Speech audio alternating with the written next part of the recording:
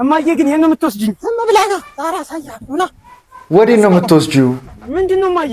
5 4 3 2 ምን እያረግሽው ነው እናቱ? ምን እያረግሽው ነው? የግድያ ሙከራ እያረገችብህ ነው? ፊት ለፊት ናት አሁን።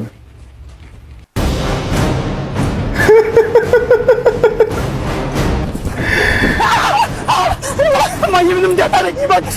ሰርፕራይዝ! ምን ትዝ ይልሃል ያለ ልደትን እንዴት ላክብርልህ ስልህ ልጄ እስኪ ለልደት ምን ባደርግልህ ደስ ይልሃል? እስኪ ሰርፕራይዝ አድርጊ፣ የሆነ የሚያስደነግጥ ሰርፕራይዝ። መልካም ልደት ይለኝ። በጣም ነው የምጠላሽ። ወጪ የሌለው አንተን የሚያስደነግጥ ትክክለኛ ሰርፕራይዝ